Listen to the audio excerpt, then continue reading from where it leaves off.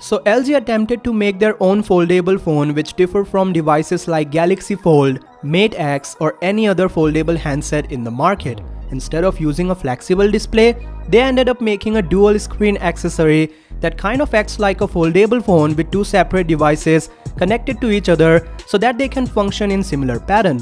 When the company introduced V60 ThinQ, it surprisingly made sense because it wasn't super expensive like a usual foldable phone, and you can detach it to use your phone like a regular handset. You don't even need to pay for the dual screen accessory if you simply don't need it. And if you're up for the bonus, then you're literally gonna experience a much better multitasking and even gaming. Recently, LG Velvet made its debut, and again this phone can bundle up with this accessory to work like a foldable phone, but it seems like this is just not it. LG is putting efforts into a new smartphone space, and unlike other companies, they have some different going on in their mind.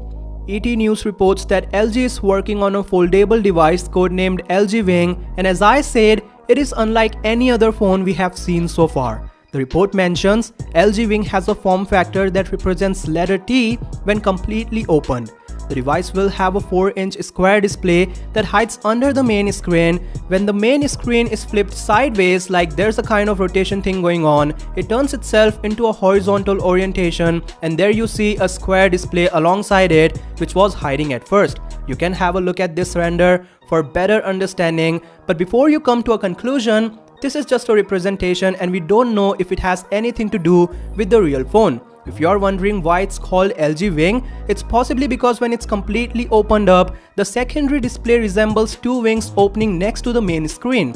As per a report by gsmarena.com, this particular handset will not use Snapdragon 865, instead it could run a 700 series chipset and also equip a 64 megapixel main camera sensor. Now the question that may not allow you to stop thinking about the whole idea should be the use of a second display. First things first, as it's a 4-inch square panel and the main screen is a 6.8-inch regular panel, it do allows the company to fit in necessary components, and by no means I expect it to admire a thin form factor. The use of an extra display is literally to move towards innovation and ultimately sales.